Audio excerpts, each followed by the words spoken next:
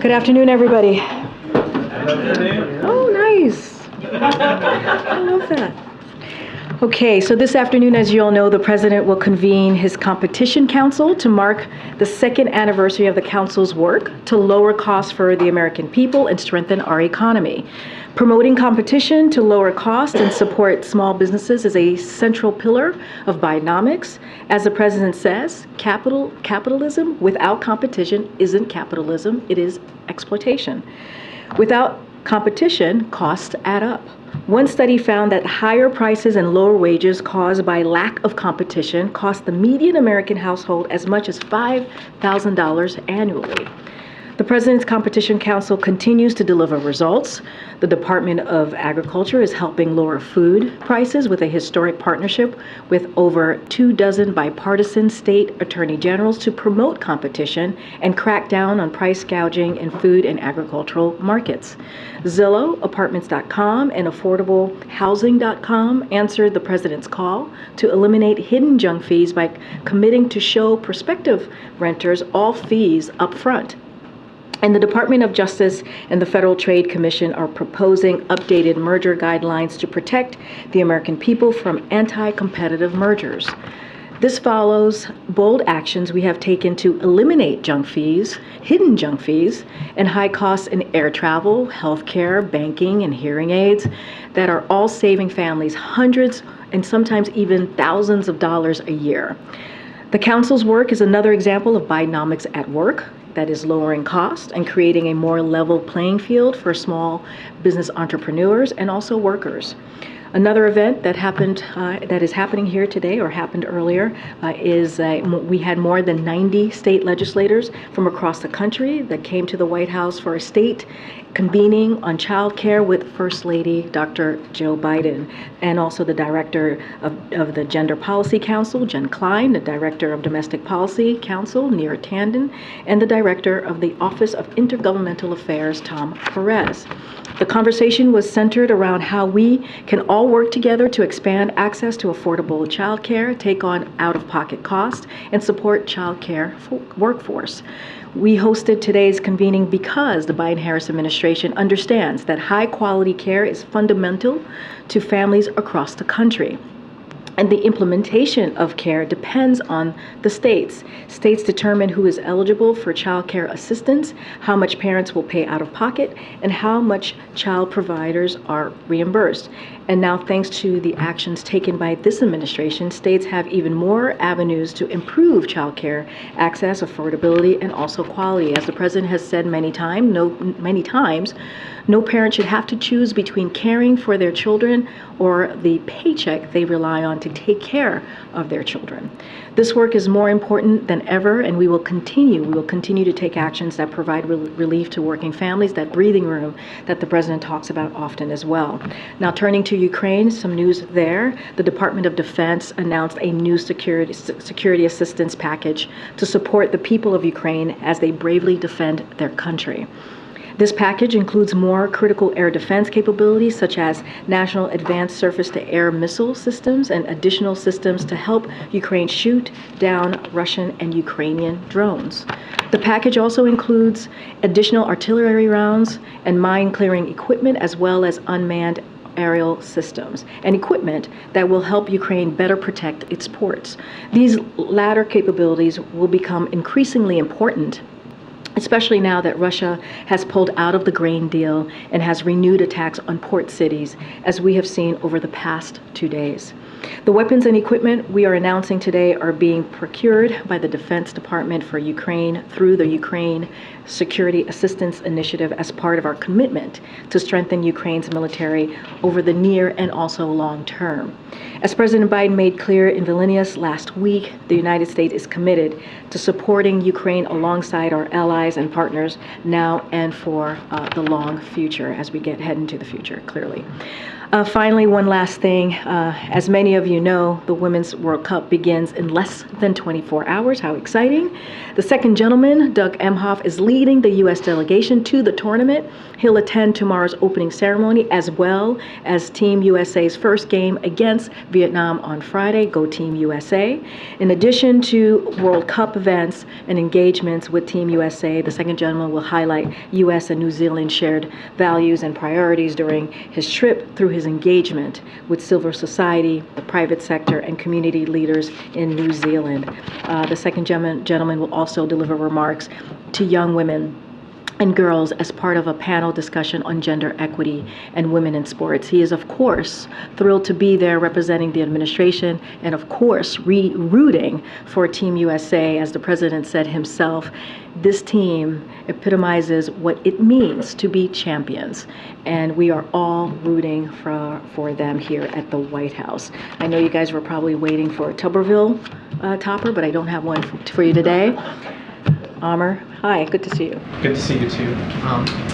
Could you walk us through what efforts have been made over the last 24 hours or so by the U.S. government to contact the North Korean government about Private King? And has the U.S. been able to ascertain where he's being held and his condition? And is there any further understanding about his motivations to flee or his state of mind at that moment? So all good questions, Amr. I have a couple things at the top just to share so that folks are all tracking. As you know, yesterday the Department of Defense notified the next of kin. And so, as you mentioned, identified the individual as U.S. Army Private Travis King.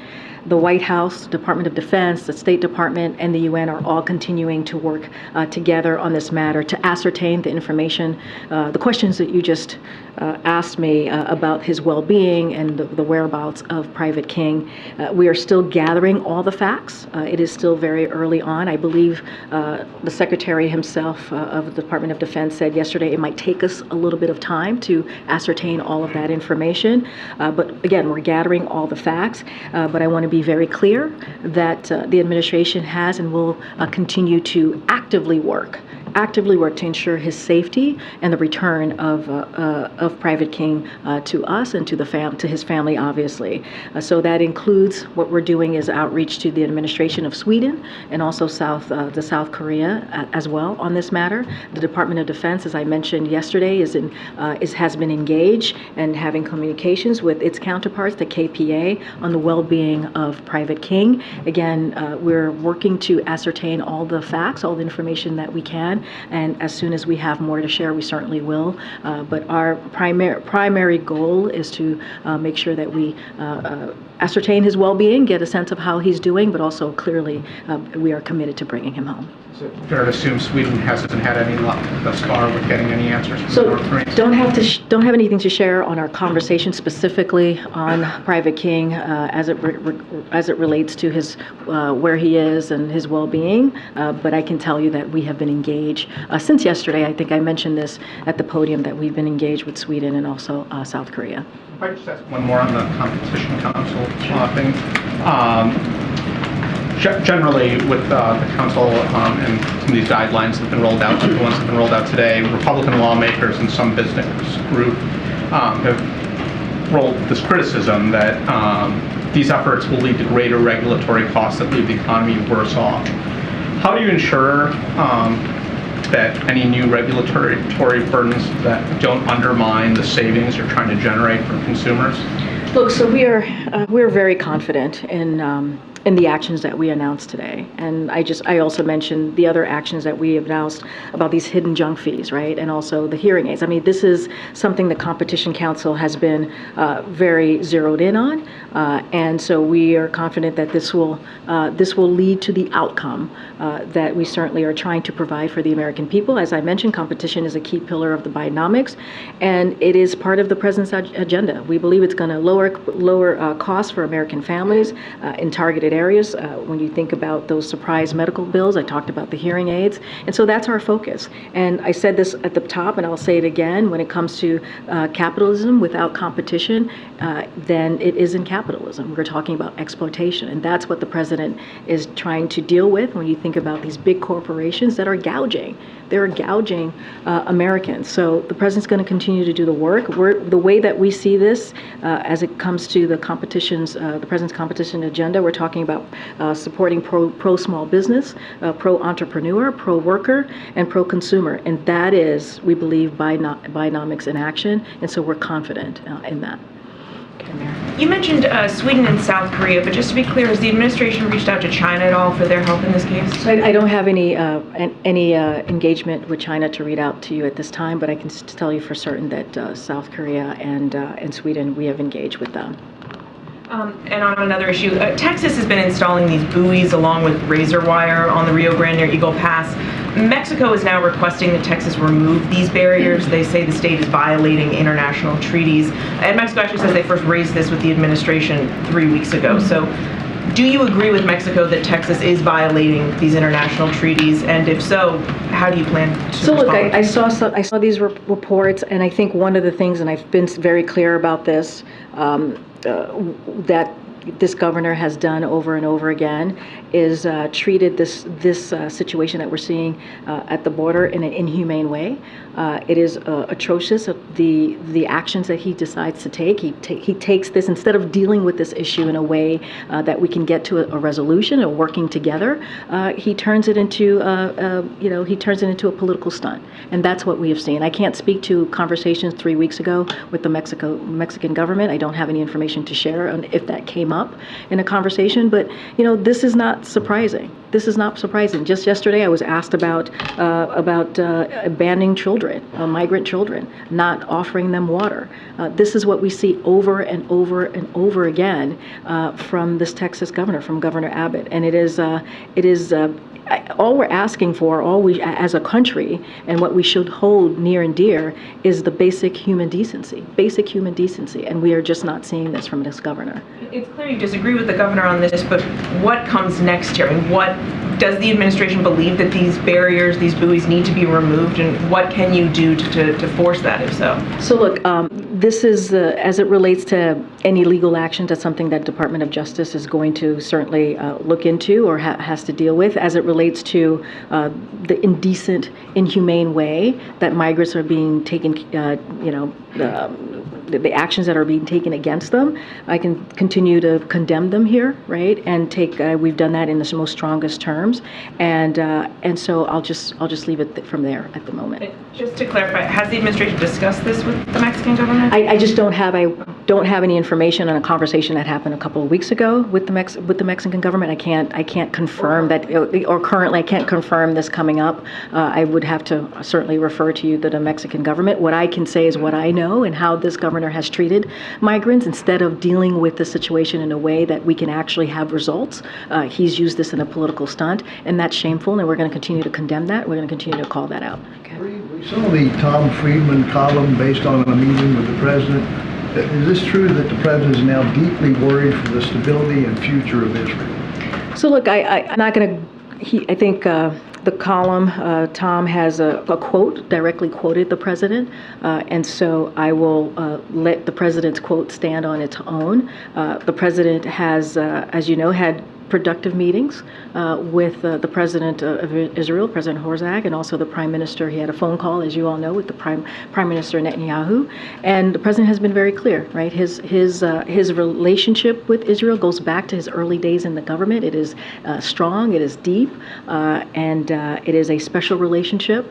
And certainly we are committed. We are committed to Israel's security, and so we're going to continue that commitment, not just as president, but as a commitment that we've had as the U.S. As we continue deepening that relationship with Israel. But I will let his comments in the article stand for itself. Further, does he want Prime Minister Netanyahu to abandon the judicial overhaul? We've been also very clear about that. That conversation about the judicial reform, the president has had direct communications with the prime minister on that. We shared that in the readout that we shared with all of you, a day or two ago. He had that conversation, certainly came came up with the president. As we know, the president of Israel has played kind of a mediator role in those conversations. The president, we've said, when it comes to our relationship with Israel, the U.S. relationship with Israel, at the core is democratic values, and that's what we believe. And any changes, any major changes, certainly needs, and it says it in this article, you need a broad consensus to make any changes. And so that says it in the article. The president has been very clear. I have been very clear. We've all been very clear as it relates to the judicial reform. Thanks, Karine. You said moments ago that the U.S. government is actively working to ensure Private King's safety and his return to his family here in the U.S. But by all accounts, Private King ran across the border. So what if he doesn't want to come back home? So look, I'm not going to get into hypotheticals on that. Right now, we are very much at the beginning of this investigation. We're looking into it. I mean, we said it was done willfully. Clearly, we've been very upfront about that. The Department of Defense said that yesterday during their press conference. I'm just not going to get into hypotheticals from here. Our commitment is to do everything that we can to actively work to ensure that his safety, and that we return him home to his family. Will the U.S. accept if he has freely chosen to defect to North Korea? I just can't get into hypotheticals from here. I get the question. I can't get to hypotheticals and then from on here. Another topic, a new Monmouth poll shows that Americans still disapprove of the president's handling of inflation. They are, by and large, split on his handling of jobs and unemployment. So a few weeks into this new Bidenomics push, how do you rate how you guys are doing? So the polls don't tell the whole story. They don't tell the full story, and we understand that. The data shows the combination of unemployment and inflation is in near historic lows. And that's what we have seen. Consumer confidence is increasing, and also wages are rising. That's what certainly the data is showing. And when you think about our economic recovery is stronger, and inflation is currently lower than any other leading world economic countries when you think about the G7. So those are the facts. We're going to continue to have those conversations with the American public. As you know, the president's going to go to Philly tomorrow, talk about his Investing in America plan. We've seen cabinet secretaries go crisscross the country, having those conversations. But as we believe it, the polls don't tell the entire story, and so we're going to continue to have the conversation. We're going to continue to have a conversation with the American people. It's going to take for the public to start. I don't have a timeline for you, but we know, just looking at the midterms, right, the results of the midterms, Americans want us to continue to work and build on the historic actions that we have taken. They want to see us continue to work, the president continue to work on lowering costs. That is what matters to them, focusing on the economy. We're going to hear from the president very shortly about his competition council and what they have been able to accomplish on dealing with hidden junk fees. All of those things are important, and we've seen very good stories from some of you speaking about the technical kind of apparatus of it, how this is going to work, and how this is going to benefit the American people. So look, we're going to continue to talk. We're going to continue to share our message. We're going to continue to be out there, and you're going to see that from the president in about an hour or so from now. Go ahead, Kelly. Any expectation that at the congressional picnic tonight, your two most frequently mentioned of late Republicans, Senator Tuberville or Marjorie Taylor Greene, would be in attendance? And has the president made any effort to encourage them, especially Tuberville, to come for even a casual relationship building moment over the impasse you have with the military policy? So I don't have a list of who's attending. As you know, there are a lot of members. At least in the House, and certainly about 100 senators on the other side. So don't have a list of who's attending. Clearly, this is an opportunity for both sides to come to the White House and enjoy the time here on the South Lawn, enjoy a picnic with their family, and this is something that congressional members, both sides of the chamber, enjoy. And we always have. It's always been a wonderful time here on the South Lawn. Don't have anything more to share. Look, I get the question, and I know this is coming from the press conference from last week in Helsinki and the president's comments, but we also have to be very clear that what Senator Tuberville is doing is unprecedented. It is something holding these nominations as we look at making sure that our military is prepared, making sure our military families are well taken care of. That is not something that normally occurs. This is a process that's done in a bipartisan way. And so, we're going to continue to call that out. It is, again, unprecedented. This is not how we should be moving forward as we think about our military force, as we think about the families of these military members. And it is important to lay that out. What he is doing is dangerous, and it is shameful. And so we can't allow that. I don't have a conversation to announce or to share that the senator, with the senator. Obviously, we have an Office of Leg Affairs here who's in constant communication with members in Congress, and that always continues, and they talk about a variety of issues. But I mean, the president should not have to call the senator to tell him to stop putting our military readiness in harm's way. To not put military families without knowing where they're going to go next, or making sure that they're secure. And so that is not something that the president needs to tell Senator Tuberville. And we've also, yesterday I read a bunch of quotes from a CNN article from his own constituents who are either have family in the military or veterans themselves who say that the senator may not understand exactly what's happening here, and what he is doing is dangerous. Wesleyan University has ended the practice of legacy admissions. President Biden, as you know, has criticized the practice, and he's called on the Education Department to look into it. Can you say anything about where that process stands and whether the president supports sort of widespread elimination of the practice? So look, I had not seen that story. So as it relates to where we are with any parts of the plan or the process, I would have to refer you to the Department of Education.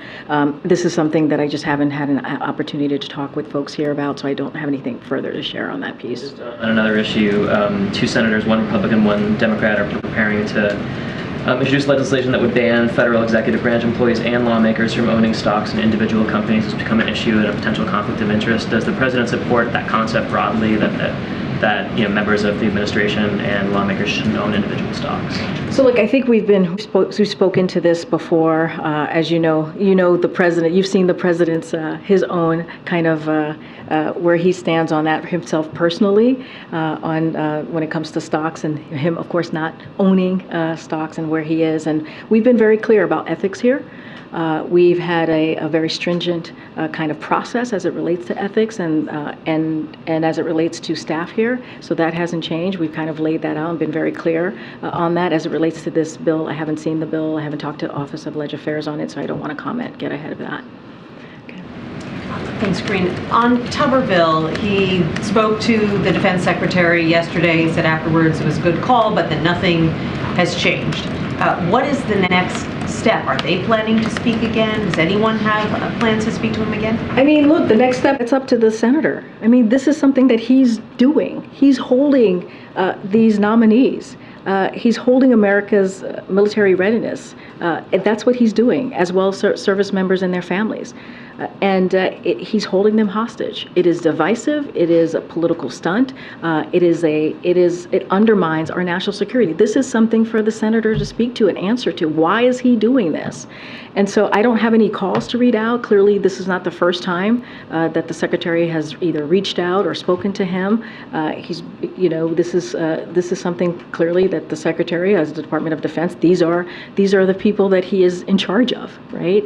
And so it is just shameful that he continues to do this. And we have been very clear. We call on Republicans in the Senate to speak up, to speak out, and not let this process, which should be a bipartisan process, be hijacked by one person. On that front, does the White House believe that Republican leaders in the Senate have any particular responsibility or any specific leverage to get him to change his mind? Look, we think that they can. We think that they can speak up and speak out. We think these Republican senators in Congress that it's important to do this, that they actually speak to the senator and ask him, what is going on? Why are you doing this? This is not how we should move forward, and as it relates to our national security, our military force, our military families. And so we believe that they have it is on them as well to speak up.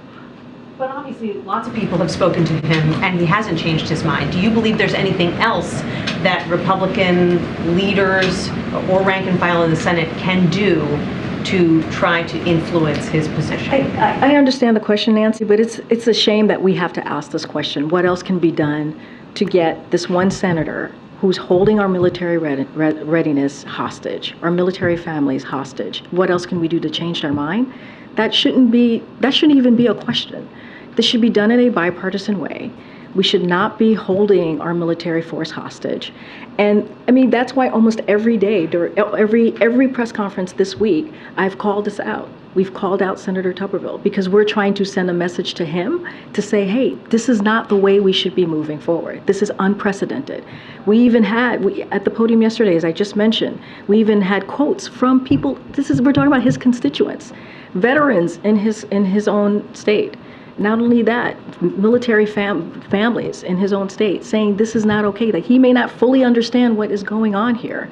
And so it is, it's so disrespectful to the sacrifices that our military force is making, the sacrifices that our military families are making.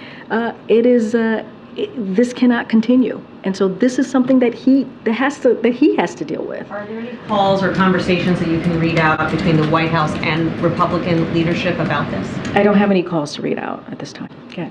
On U.S. investment in China, there's an executive order that's been in the works. Question on the timeline, are you confident that we'll see that EO by, say, like the end of August? So don't have anything new on the EO to preview or timeline to preview. It's a complicated process, as I'm sure you understand, and so we want to make sure that we get this right, and it takes some time. What I can say is that making progress in formulating an approach to address outbound investment in sensitive technology, particularly for transactions in critical sectors that could undermine America's national security. So we're trying to formulate that approach, but it's a complicated process. We want to get it right, and once we have more to share, we certainly will share that. So yesterday, Illinois moved to become the first state in the nation to eliminate cash bail. And I wanted to ask you about this specifically because during the 2020 campaign, I know that then candidate Joe Biden had described cash bail as a modern-day debtor's prison, and so I wondered if you could give us an update. I know we had promised to eliminate it, on where efforts stand at a nationwide level. It's a good question. Don't have anything specifically on what our efforts are on cash bail. I would have to get back to you specifically on the plan, but I don't have anything. The president's stance has not changed. Can I also ask, in this debate in the state of Illinois, there were prosecutors, law enforcement who essentially said that this would lead to a more dangerous climate in the state. I wondered if you will have a message to law enforcement who do have concerns that eliminating cash bail could lead to more danger. So look, one of the things that the president has always been very clear about is, if we're talking about the economy, as we're talking about building an economy that doesn't leave anybody behind, right? That has equity at the center of it. This is part of that, right? Making sure that we treat people fairly, and so certainly that is part of that. And we think about racial injustices, inequality.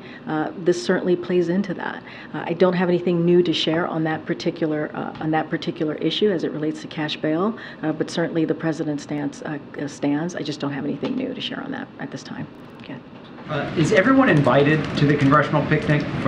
Were all members of Congress invited? I believe so. I think that's usually the way it works, that all members of Congress are indeed invited. I don't have a list in front of me, but I believe it is a congressional picnic, and I believe all sides are invited. We're not picking who gets to come and who doesn't get to come. Right, but if somebody's not there, that we shouldn't we can interpret that they declined the invitation rather than that they weren't. I believe so. I'll be very mindful and careful, but I believe so that is indeed the case. Okay. And then I was also curious if the president has ever spoken with Senator Tuberville. Do they have any relationship whatsoever? No, it's a good question. I just don't have a conversation to read out at this time. The president has multiple conversations with the senators and House members regularly. I just don't have anything on this particular senator, if there's been a conversation in the past.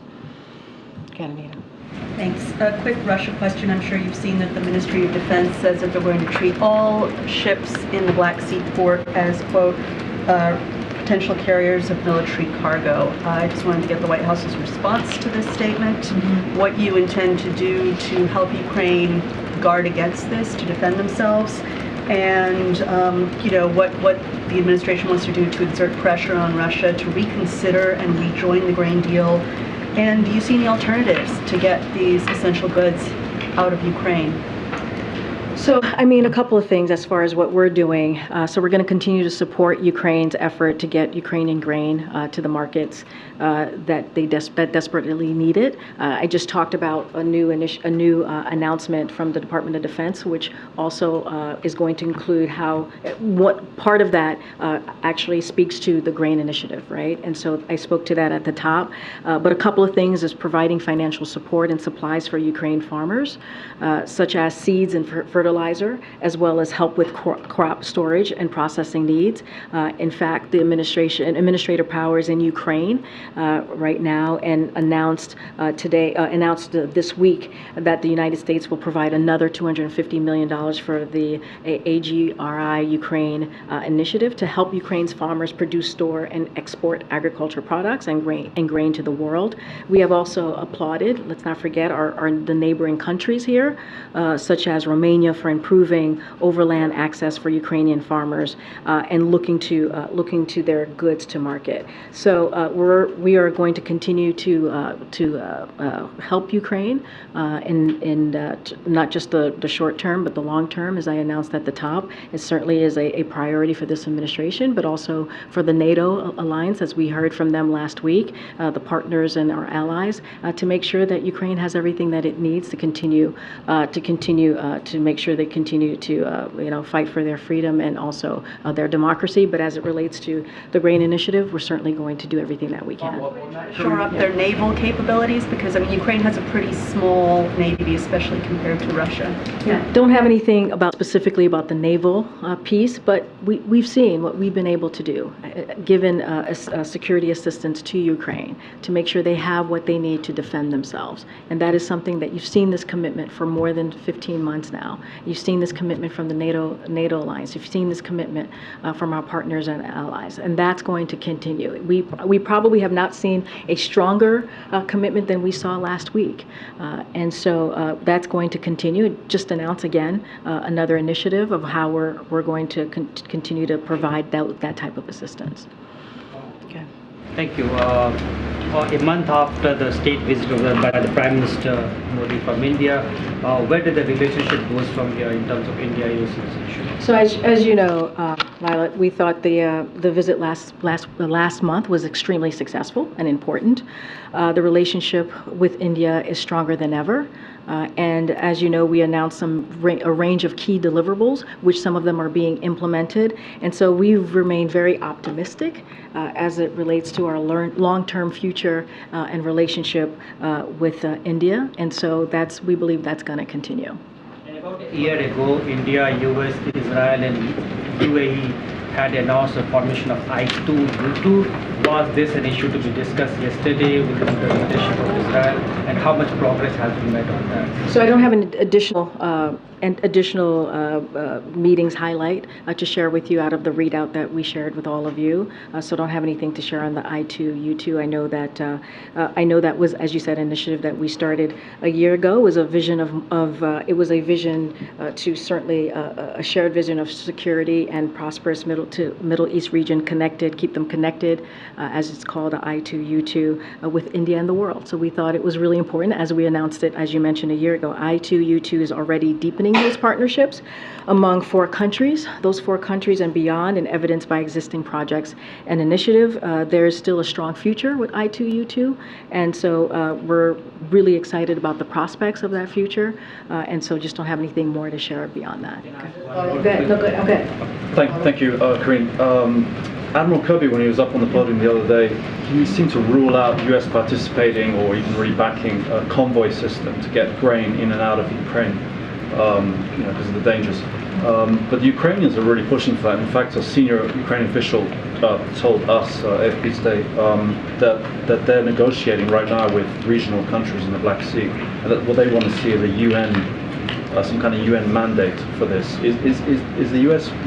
into exploring any of that, including the UN part? I mean, the Admiral answered this question. I don't have anything else to share beyond what he laid out on that particular question, and we get it. We hear what the Ukrainians are asking for. Just don't have anything else to share. I just laid out 3 important pillars, if you will, of how we're assisting right now with this grain initiative no longer certainly existing. How we're going to help Ukrainian farmers. I just talked about what the Administrator Power said this week about the $250 million for the Ukrainian initiative to get Ukraine farmers produce and store and export agricultural products and grain to the world. So that is really important. So we're taking steps to help in ways that we can. We've been very detailed about those steps that we're taking. As far as it relates to your question, I just don't have anything beyond what the Admiral shared a day or 2 ago. Okay. Thanks, Karine. Several Democratic senators wrote a letter to student loan service providers this week saying they're concerned about whether they're going to be able to handle the restart of payments this fall. And they're citing what they say is a heavy workload and the weakened ability of these providers to deal with all of this because of layoffs and the big transfer of borrowers during the pause over the last 3 years. Does the administration share those concerns, and has the White House spoken to those senators about what the federal government might be able to do to alleviate some of these problems? So one of the things I can say is, as the pause is going to be lifted, the Department of Education has been in touch with certain administrators to see what we can do to be helpful. Don't have any calls to read out with the 2 senators that you list out, but it is something that the Department of Education is aware of and wants to make sure that we do this in a smart and effective way. I don't have any details. I would have to refer you to the Department of Education, as certainly they are running this process. When the student loan process was all announced a couple weeks ago, there was that 12-month on-ramp transition period, which was certainly framed as a way to help borrowers as they restarted their payments. If they missed a payment, that they wouldn't default on their loans. But could this end up helping the loan providers if they're dealing with the flood on their end and helping them more so than the borrowers? Well, it was designed to help the borrowers. That was the whole idea of announcing the 12-month ramp. That's what it's designed to do. That's what we want to make sure that we understand, that it's going to take folks a little bit more time, and they do need a little bit of that breathing room. And so we believe that it is going to be beneficial to the borrowers. We believe that it's going to be, it's an option that is certainly needed for many borrowers. So that's how we moved it forward. That's how we're looking at it. And so we believe, again, it's going to be something that the borrowers will benefit from as we're getting them back into this loan process. Hey, thanks, Karine. On the Competition Council coming in later, let's take a look at the rental fees part of this. You're offering transparency on that, as you have with a number of programs, but some Americans have been waiting more than a year and a half for actual prices and fees to come down. So when will the prices and fees come down? So look, I think when you look at what we've been able to do, the actions that we have taken, I talked about the hearing aids, right? I've talked about what we've seen with the Inflation Reduction Act, right, with insulin capped at $35. We've seen how we're preventing as many as 1 million surprise medical bills every month. Americans are saving $5 billion a year on overdraft fees, and consumers are better able to comparison shop to get the best deal on apartments and event tickets. And that's something that we're seeing today when we look at when we put the junk fees, making sure that's up front. And so consumers are able to look at what the junk fees are and make decisions that is good for them. And so that is incredibly important. So we have seen results. We have seen real results from what the actions that the president has taken to lower costs for the American people. And this is something that the president says he's going to try and figure out how to do that. And so we're going to hear from him again, and he's going to lay out the Competition Council and these announcements today, as I did at the beginning. So look, we understand housing affordability is a challenge for families. This is why we make announcements like these. This is why we make sure that we take action in this administration. When you think about the housing supply action plan, and that is going to help housing supply shortfall that we have seen recently. So it's really important that we do that. The good news is that we're starting to see a housing market cool. So that is something that we're seeing. But we believe that Bidenomics is working with these actions that we took today. Of course, there's always more work to be done. But why not? Why do this now? Why not in the first year of the presidency? Why now? So it rolls out next year as voters begin to vote for the presidential election? Let's talk about the first year of this administration, right? The first year of administration, we're dealing with an economy that was turned upside down because of COVID. Because we didn't have a comprehensive plan to deal with making sure people got shots in arms. Because, let's not forget, businesses were closed, schools were closed. And what did this president do? He made sure that the American Rescue Plan, as well Democrats in Congress, got passed, right? And got that out of the way and made sure that the economy got back on its feet. We passed historical pieces of legislation. I just talked about the insulin being capped at $35, right, for seniors. That's something that we were able to pass last year in the Inflation Reduction Act. It's going to lower costs for energy, going to continue to lower costs on healthcare. These are actions that the president did. This is what we talk about Bidenomics. This is it.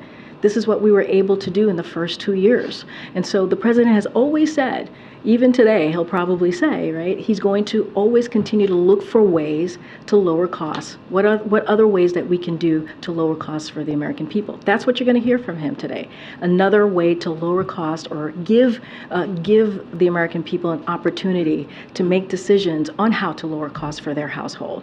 That's the hidden junk fees that we see, right? That's the role of the Competition Council. So the president has taken actions over and over again to deal with what Americans really care about, the economy, and he wants to continue to do that, continue to lower costs. Go ahead, Todd. Thanks. Back on the Texas border barrier, is the state's installation of razor wire illegal under international law or any other law? So look, I can't speak to the legal piece of the wires. That is not something I can speak to. That's something that DOJ can speak to more clearly. What I can say is that we're going to condemn we're going to continue to condemn these types of actions that governor takes when it comes to treating these migrants in an inhumane way. That is something that we will be very clear about. As far as the legal piece of that, I would refer you to the Department of Justice. What kind of efforts have been made to address concerns about that razor wire, concerns raised by migrant advocates, by Mexico, by Border Patrol agents? Has anything been done to remove it? So I would refer you to the Department of Justice, and I would also refer you to the Department of Homeland Security to see exactly what is being done with this issue. Don't have anything to share with you here, but again, we are going to continue to condemn these types of actions that we see from this governor. It is a political stunt. It is inhumane.